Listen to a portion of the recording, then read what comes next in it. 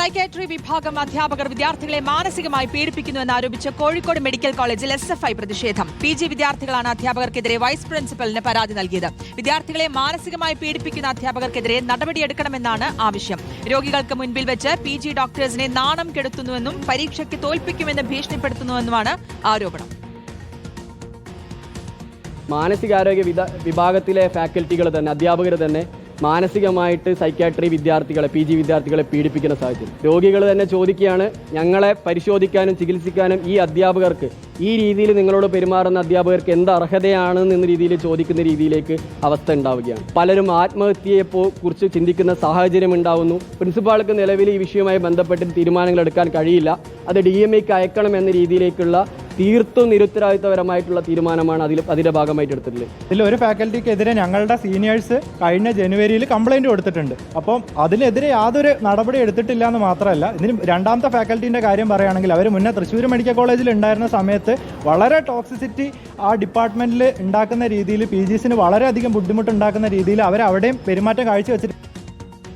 സിനോജ് തോമസിന്റെ വിശദാംശങ്ങൾ നൽകാൻ. സിനോജ്, അധ്യാപകർ എങ്ങനെയാവരുത് എന്നുള്ളതിന്റെ ഒരു ഉദാഹരണമായിട്ട് നമുക്ക് മുൻപിൽ അഞ്ചരക്കണ്ടി ദന്തൽ കോളേജിലെ അധ്യാപകനടക്കമുണ്ട്. ഇതിപ്പോൾ ഈ അധ്യാപകർക്കെതിരെയാണ് ഈ വൈസ് പ്രിൻസിപ്പലിന് പരാതി നൽകിയിട്ടുള്ളത് എന്ന് മനസ്സിലാക്കുന്നു. എന്താണ് സംഭവിച്ചുകൊണ്ടിരിക്കുന്നത്?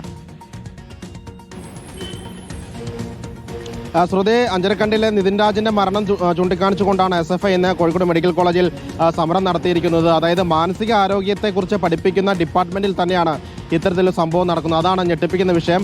PG സൈക്യാട്രി വിഭാഗത്തിൽ 12 വിദ്യാർത്ഥികളാണുള്ളത്. 12 വിദ്യാർത്ഥികൾ ഒരേ സ്വരത്തിൽ പറയുന്നു, അവരെ പഠിപ്പിക്കുന്ന 2 അധ്യാപികമാർ അവരെ വലിയ രീതിയിൽ മാനസികമായി പീഡിപ്പിക്കുന്നു.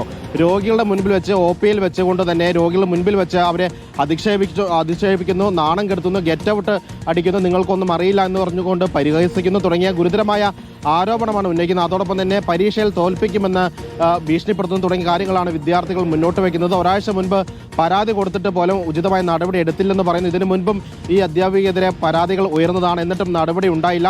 പക്ഷേ പ്രിൻസിപ്പൽ പറയുന്നു, മിനിങ്ങാന്ന് തന്നെ DMAക്ക് റിപ്പോർട്ട് നൽകിയിട്ടുണ്ട്. പരാതി പരിഹാര സെല്ല് റിപ്പോർട്ട് തയ്യാറാക്കിയത് DMAക്ക് കൊടുത്തിട്ടുണ്ട്. DMA ആണ് നടപടി എടുക്കേണ്ടതെന്ന് പറയുന്നു. ഒപ്പം തന്നെ ആരോഗ്യ സർവകലാശാല ഇക്കാര്യങ്ങൾ അറിയിക്കുമെന്നും പ്രിൻസിപ്പൽ അറിയിക്കുന്നുണ്ട്. പക്ഷേ SFI പറയുന്നു, പ്രിൻസിപ്പളാണ് നടപടി എടുക്കേണ്ടത്. നടപടി എടുത്തില്ലെങ്കിൽ തിങ്കളാഴ്ച മുതൽ പ്രിൻസിപ്പൽ ഓഫീസ് ഉപരോധിക്കുമെന്നാണ് SFI അറിയിച്ചിരിക്കുന്നത്. ശരി, ഓക്കെ, വ്യക്തമാണ്. സൈക്യാട്രി വിഭാഗം അധ്യാപകർക്കെതിരെയാണ് വിദ്യാർത്ഥികൾ പരാതിയുമായി രംഗത്തെത്തിയിരിക്കുന്നത്. ഇതിന്റെ ഭാഗമായിട്ടാണ് SFI പ്രതിഷേധിക്കുകയും ചെയ്യുന്നത്. സിനോജ് തോമസ് ആണ് വിശദാംശങ്ങൾ നൽകിയത്.